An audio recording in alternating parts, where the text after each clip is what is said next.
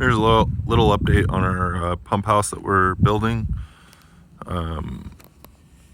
It's 6 foot by 8 foot on the interior, and there's a 3 foot overhang to the 4x4 posts, and then 2 foot extension all the way around, so 5 foot overhangs on the back.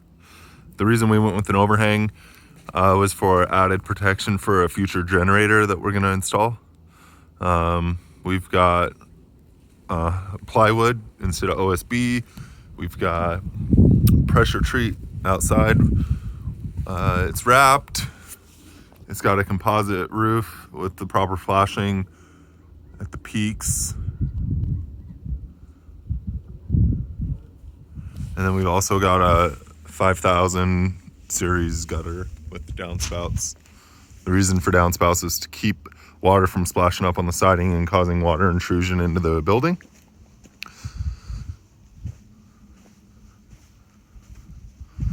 We're still doing the electrical now. I thought I'd give people an update where we're at. We're gonna have a porch light, so it'll be on a motion, so as you approach, it'll automatically turn on.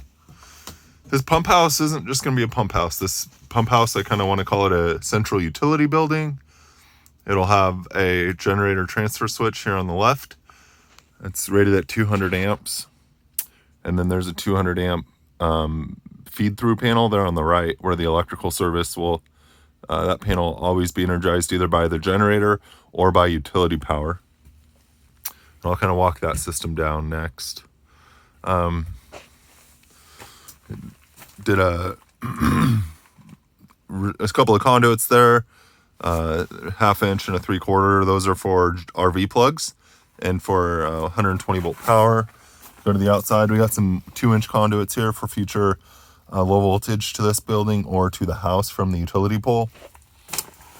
We've wrapped it with FSK, and behind the FSK that you're seeing here is a 6-inch insulation in like R27, I think, insulation, or R29. No, I can't remember. Anyway, it's 6-inch non-faced, so there's no paper on the walls.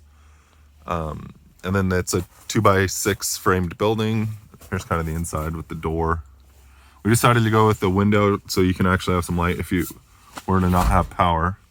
So, conduit still being built right in the middle of it right now. I'm going to have a well pump controller here with a VFD, and this is a junction box for that.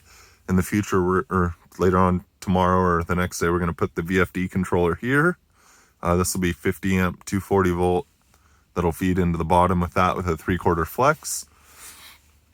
Here's kind of what we're doing for the going out to the house. The one here on the left is the 1-inch Aqua PEX that will go to the house. This is different than the Home Depot PEX. The Aqua PEX is a better brand that'll actually expand 6 times its size. And then the Home Depot quote unquote PEX brand is not as good. Same principle, but just not as good quality. That one goes to the house. This one, I just have them labeled. One goes to the well, and then one goes to a yard hydrant. The other thing we're going to do in this building, why it's so big, is we're going to have a water filtration system that'll be installed in here. VFD. The pressure tank that we're putting in here is only like 18 inches tall and 12 inches diameter.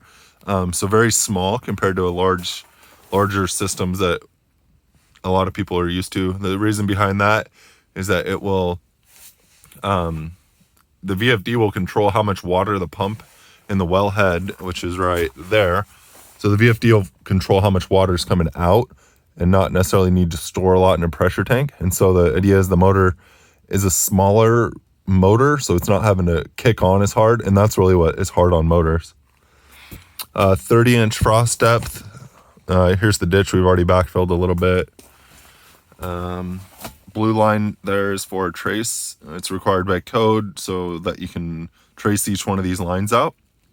And then the 1.5 PVC here is going to be what the control wires from the wellhead tie in from the wellhead to the VFD controller that we're putting in here.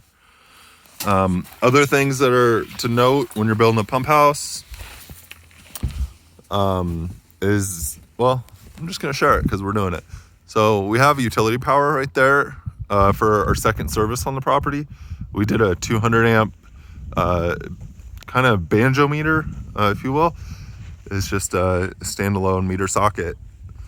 And then we got approved on our green tag. Our code requires out here now to have a 200 amp disconnect in line with it within 10 feet of the meter base or the meter socket. And then we went underground to the pump house. The 8 by 8 box that you see in the bottom of the structure there is going to be for future conduits that who knows what we'll do, but I don't want to have to drill holes in the side of the siding in the future. And then water will come in from the wellhead that you see there, go underground into the building, in through the water filtration, and out through the house. And there's a ditch that our excavator put in that goes into the house, and under the house it's insulated, and then it comes up to the hot water heater. So that's kind of what it is to get water to the house, and thanks for watching.